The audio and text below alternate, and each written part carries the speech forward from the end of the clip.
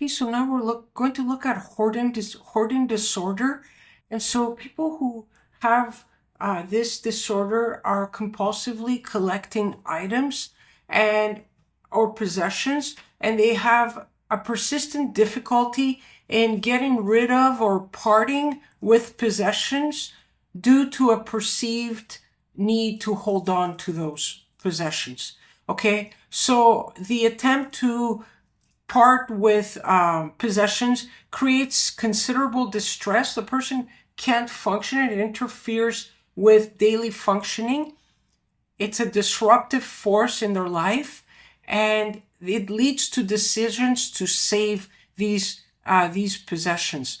And so they end up accumulating objects that they may or may not need, and fear discarding because they believe that they may one day need one of those possessions. So they end up keeping them. And so the clutter that they collect in their house disrupts the ability to use living spaces. Okay, so often individuals with this condition describe that they feel like prisoners in their own house. Okay, and so in hoarding disorder, the person it's marked by 3 symptoms. There's an excessive acquisition of things. So the person purchases and acquires objects. So it could be acquiring objects by way of purchase, making purchases in stores. It could also be by way of collecting things from others' recycle bin or trash bin. That's another way to acquire things. It's also marked by difficulty discarding anything. So they have difficulty letting go of possessions because they fear that they will need those possessions at some point in the future. And the excessive clutter that they collect is characterized as excessive. It's a form of disorganization. They have difficulty organizing all the objects that they end up collecting. Okay. Excoriation disorder. So this is characterized by repetitive and compulsive picking of skin that leads to damage. Okay, so this is it's not picking of skin that was scarred by some injury, but just skin that is unmarked or not damaged. So there's a characterized by repetitive and compulsive picking of skin that leads to damage and scars. Then we have trichotillomania. So this is the urge to pull out one's hair from anywhere on the body, including the scalp, the eyebrows, and the arms. And so this behavior results in noticeable hair loss, in distress, and in significant social impairments because the person feels uncomfortable going out into social situations. So it interferes with their social experiences. Okay, so body dysmorphic disorder describes a preoccupation with some imagined defect in appearance, though the person looks reasonably normal. So they have a preoccupation with some imagined defect in their appearance, though they're average. So it's an impairment or a deficit in their perceptual process. So when they look in the mirror, they perceive themselves as being overweight when they may in fact be average. Okay, so they perceive themselves as being heavier than they actually are. Okay, so that's body dysmorphic disorder, and it does co-occur with obsessive-compulsive disorder. Okay, so we finished that. Now let's continue with post-traumatic stress disorder. So this develops through experience to a traumatic event, and it can occur not only in individuals who directly experience a trauma, but also in individuals who witness it, and even those who only hear about it. Okay, so it can be acquired vicariously through the experiences of others. So if we witness it. So people who work as emergency response crew, who are police officers, firefighters, paramedics, who witness these a traumatic experience can also develop PTSD, and those who hear about it through the recounting of others' experience. Okay, so some of the symptoms are flashbacks. So flashbacks describe the individuals reliving the event as if it is happening all over again. Okay, there's also feelings of anxiety, nervousness, excessive arousal, and an inability to sleep. Arousal of the sympathetic division, that controls the fight or flight response. Involves flashbacks, constricted ability to feel emotions, excessive arousal. So the person is hypervigilant, so there's excessive arousal. They're making effort to detect any threat in the environment, so they're hypervigilant. They have difficulties with memory and concentration. So the prolonged stress that they experience does diminish their capacity for memory and concentration. Feelings of apprehension, and also impulsive outbursts of behavior. Okay, so inability to sleep. They also experience exaggerated startle response. So due to the hypervigilance, their autonomic reflexes, like startle to a startling sound, whole body startle reflex to a startling sound is amplified, it is exaggerated. And this is because of that hypervigilance that they experience. They're also impulsive. They show impulsivity, impulsive outbursts of behavior, and irritability. Okay, so let's think of some examples of traumatic experiences. So these include combat and war-related traumas, sexual assault or any other form of assault, natural disasters such as hurricanes and earthquakes, and also unnatural disasters such as plane crashes, attacks. So individuals may react differently to the same traumatic event, and this is due to other factors such as previous history of trauma, cultural background, and genetic predisposition. Okay, so welcome back. This is the third recording for Unit 7, focusing on psychological disorders. And now we're going to look at disorders that impact emotion and mood. And so depressive disorders are a class of disorders that impact a person's mood and affect. And so the individual suffers from depression, and that's marked by an unrelenting lack of pleasure in life. Other symptoms include low mood. So most of the day the person is experiencing low mood, a reduced interest or pleasure in most activities, significant weight loss or gain. So it could be one or the other, or significant increase or decrease in appetite. Also, trouble sleeping is an episode, or sleeping too much. Okay, so it's either insomnia, so inability to fall asleep, or hypersomnia, which is sleeping too much. Experiencing psychomotor agitation or retardation, it's one or the other.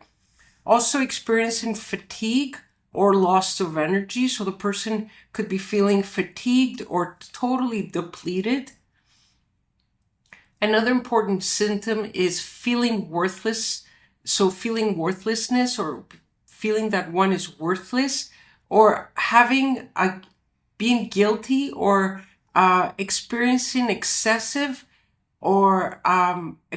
guilt. So excessive guilt or in an inappropriate manner. Also, the person experiences problems in thinking, in their concentration, in their decision making, and also may experience recurrent thoughts of death or suicide.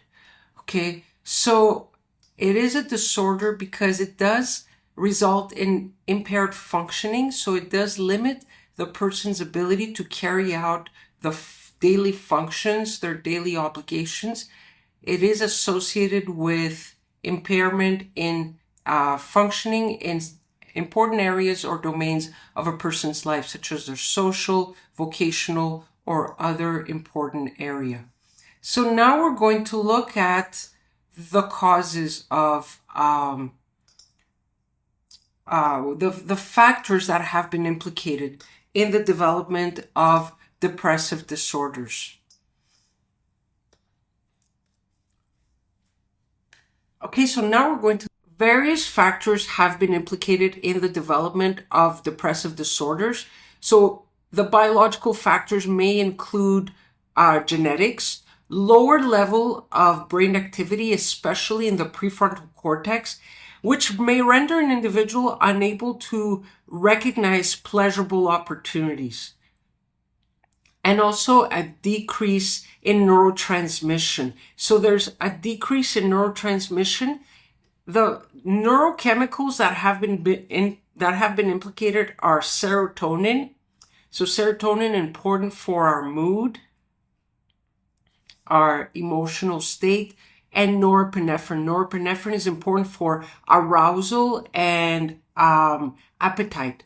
So other factors are psychological. So the person may have developed learned helplessness, and this comes from having acquired or having learned in their life that they have no control or agency over what happens to them. And this may be linked to a unique episode, a specific episode in their life, but it's something that they've generalized to all areas, all events in their life.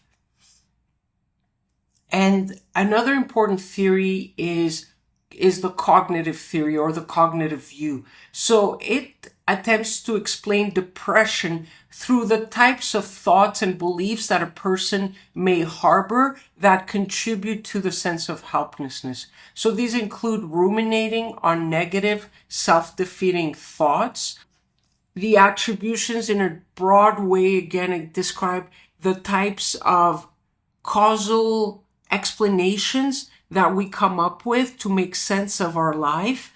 And individuals who have depression may be making negative, self-defeating attributions. So they may be blaming themselves for what has happened. So this is a very negative, pessimistic attributional style where it involves blaming oneself for negative events and also expecting these events to reoccur in the future.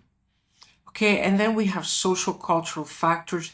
So these may include poverty, so low socioeconomic experiences such as living in poverty, and or also gender differences factor in. So the gender does appear to play a role in this disorder.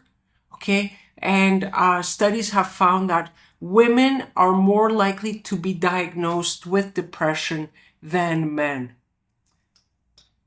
Okay, so now we're going to look at bipolar disorder. So this is the person alternates between two opposite poles in their mood. So it's characterized by extreme mood swings. So there's the mood swings alternate between episodes of depression that are alternate with at least one or more episodes of mania. Okay, so the bipolar part means that the person experiences both depression and mania. So most individuals with bipolar disorder experience many episodes of the depression that are interspersed with episodes of mania. And so what happens when an episode of mania is experienced? The person feels euphoric. They feel like that they're on top of the world. They feel impulsive, and they may find themselves in legal or financial situations that are problematic. So they may go into a shopping spree and spend money that they don't have and will not be able to ever acquire.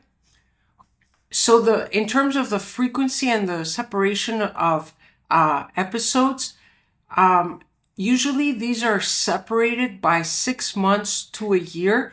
Okay. And so the genetic influences are stronger predictors of bipolar disorder than depressive disorder. So genetic influences have a stronger impact on a person's probability of developing this condition. So there's a strong positive correlation in the level of metabolic activity found within the cerebral cortex, depending on whether the person is experiencing a depressive episode during which there is a significant decline in the metabolic activity within the cerebral cortex, versus when the person is experiencing a manic episode. So during this time, there's a significant rise in metabolic activity, a significant increase in metabolic activity. Okay, so now we're going to look at dissociative disorders. So dissociative disorders are marked by two important to look at dissociative disorders. So this classification describes a set of disorders that have as their main feature dissociation. So it is a psychological state where the person experiences a disconnection from their immediate experiences. So some of the dissociative disorders are memory disorders. So they have amnesia as their main feature. So amnesia again is characterized by memory loss. So this is a psychological disorder that involves a sudden loss of memory or change in the person's identity. So the person may have experiencing a disconnect with their identity, knowing who they are. So the memory loss occurs under extreme stress or a state of shock, and the person's individual conscious experience becomes dissociated, separated, or disconnected from previous memories and thoughts. Okay, so there's a split, there's a severance between the person's conscious awareness and their previous memories or thoughts, including memories and thoughts that involve their identity. Okay, so these dissociative memory disorders usually occur in individuals that show signs of PTSD. Okay, so now we're going to look at another particular dissociative disorder, which is dissociative identity disorder. So this was formerly called multiple personality disorder. It is the most dramatic, yet the least common and most controversial dissociative disorder. So in this disorder, the individual describes having been occupied, their body is occupied by two or more distinct personalities or identities. So one of the personalities may dominate at one point in time and another personality dominate at another point in time. And these two or multiple personalities are separated by a wall of amnesia. So the experience of one personality has no recollection of having experienced another personality. So each identity has its own memories, its own behaviors, and its own relationships. So this is interesting. So some experts describe that dissociative identity disorder may be something that occurs as a social construction, that it's a category that some people adopt in order to make sense out of their own experiences or to escape a traumatic event, the recollection of a traumatic experience that they've had in their life. Okay, so Um, some of the causes, the factors that contribute to the development of this dissociative identity disorder is extraordinarily severe abuse in early childhood. So, so it is linked with a high rate of severe sexual or physical abuse during early childhood, but not all individuals that have been sexually or physically assaulted develop dissociative identity disorder. Okay, and so there it is found more prominently in women. There is higher prevalence in first degree relatives, so there might be a genetic contribution as well. There's lower cortical thickness and surface area, so there is a neurological difference in individuals with dissociative identity disorder, so lower cortical thickness and surface area. So there is also at the same time a controversy surrounding the diagnosis. Is it a social construction in the sense that the person summons up the existence of a dual personality or multiple personalities in them in order to make sense of their experience? Is it fraud, or is it something that they're doing for other motives, so to gain something? Or is it the outcome of a therapy session? Is it that the therapist may have suggested this directly or indirectly to the patient? So now we're going to look at schizophrenia. So this is a severe psychological disorder characterized by highly disordered thought processes. And so the main feature of schizophrenia is psychosis. And psychosis describes a state in which the person's perceptions and thoughts are fundamentally disconnected from reality. Okay, so the person may, as a result of their condition, experience sensations that aren't there. So these are hallucinations. So these are experiences in the absence of real stimuli. So these can be voices that they hear. So they're maybe auditory in nature. They could be voices, or visual. They can see things that aren't really there.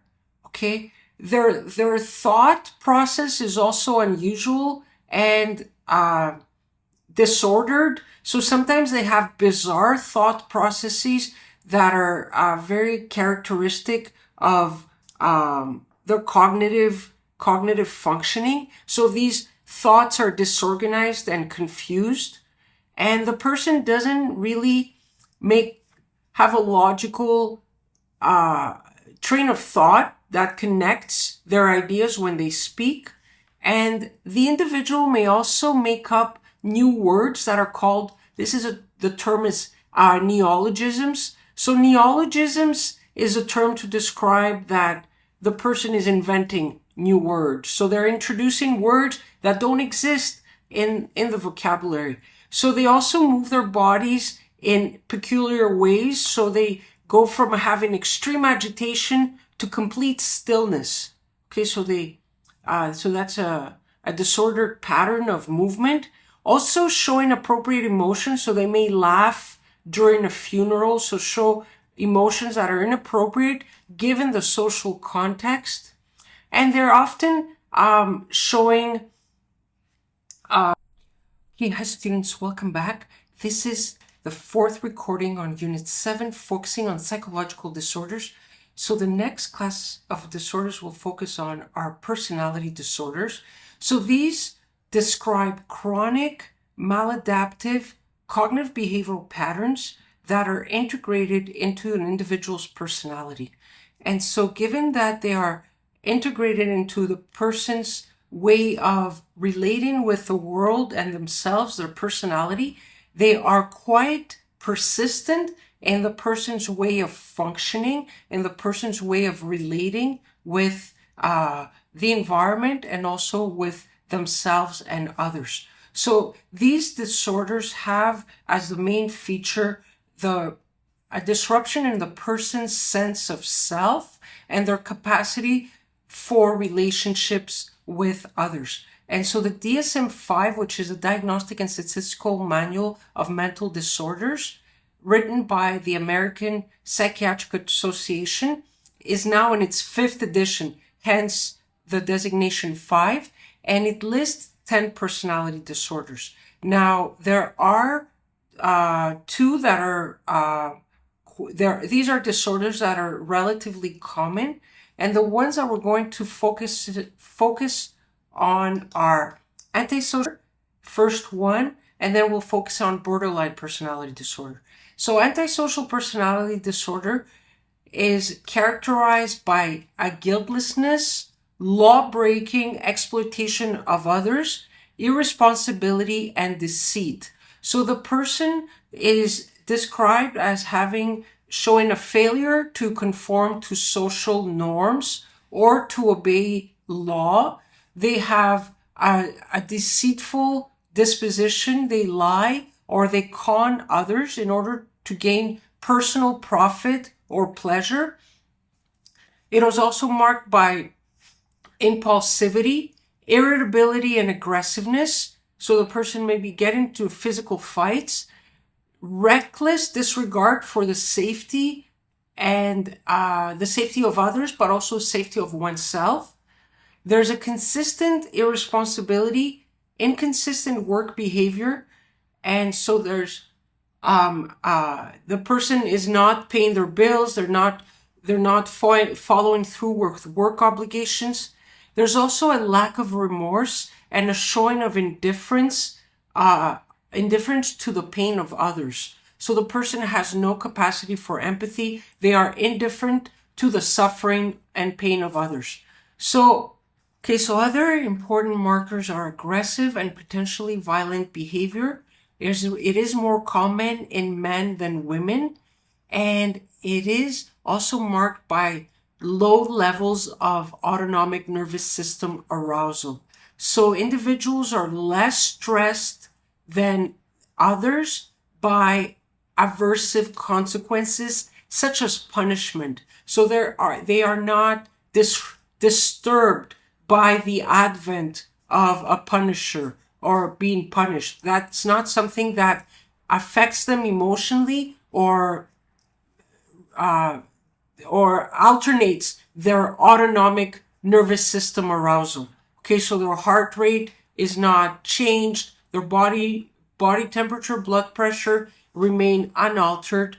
And so another important sign that their autonomic nervous system arousal is lower than that of others in non-clinical populations is that they are able to remain calm, to remain collected and calm while they engage in deception. So while they're deceiving someone, their physiological reactivity is actually quite low. Okay.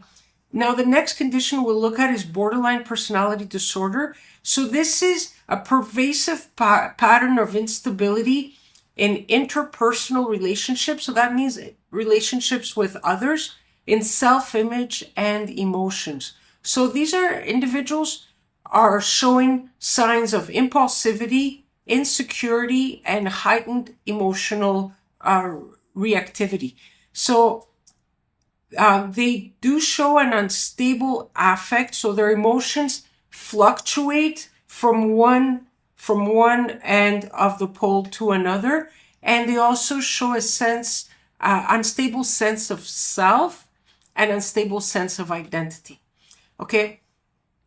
They also have negative interpersonal relationships that are marked by instability. So these are unstable relationships. They're not stable, they're not consistent, and they're also characterized by intensity.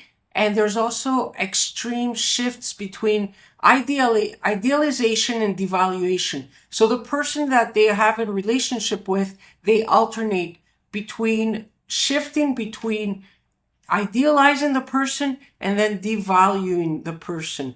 Okay, so first the person may be ideal in terms of certain traits and then goes shifting rapidly. Their assessment of the person shifts rapidly to them devaluing that person.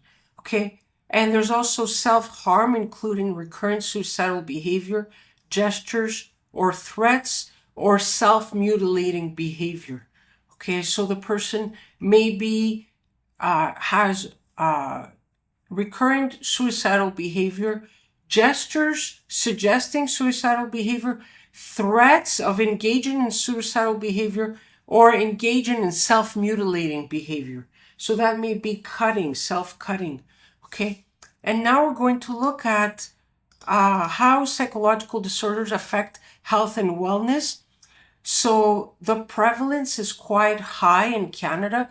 Approximately 20% of Canadians will experience a mental disorder each year. And by the time Canadians have reached 40 years of age, 1 in 2 will have or have had a mental illness. Okay, so when we think about disorders, we don't want to think that it's something affecting only other people. In fact, it affects all people. Okay, and also the chances are that you or someone you know will experience a psychological disorder sometime in their lifespan. Okay, so now we're going to look at how psychological disorders affect health and wellness. So psychological disorders are conditions that present challenges to living a healthy and fulfilling life. Indeed, individuals with psychological disorders do have to overcome obstacles such as stigma, such as prejudice, and stereotypes and discrimination. So let's first define a stigma. So a stigma is a negative social attitude that's associated with a certain characteristic. So it could be, the characteristic here would be psychological disorders as a whole, and is perceived as a physical, a mental, or social deficiency. So a stigma describes a negative social attitude associated to individuals with mental disorder. And this negative attitude, the stigma, is described as a limitation that's attributed to the disorder. So all individuals with the disorder would be perceived as having some form of mental, physical, or social deficiency. So that's what stigma describes. And so what are the consequences of stigma? Is that individuals have negative attitudes, stereotypes towards the mentally ill or individuals with mental disorders. So because there's a negative social attitude, individuals within that society start to have also negatively view those with mental disorders. And from those negative attitudes stem stereotypes.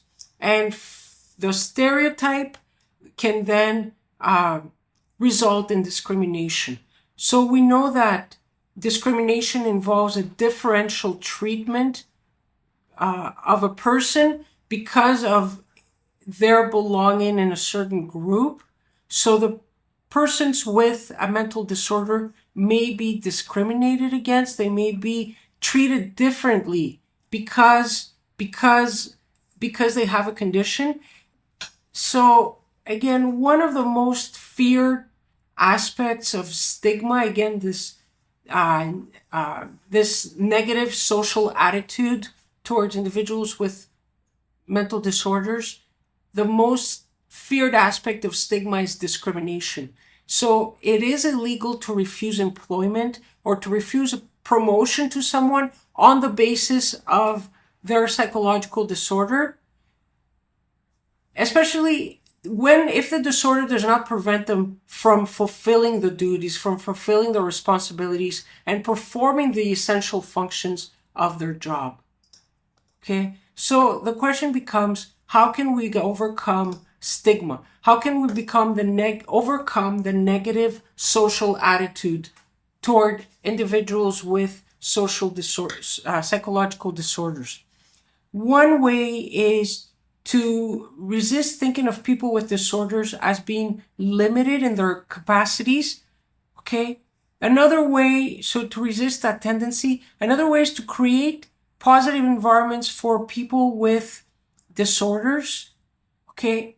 To educate, so to raise awareness around the capacity for individuals with psychological disorders to be as productive and to fulfill their duties in their place of employment, and also understanding, to foster understanding within a professional setting. So recognize the strengths and achievements of all individuals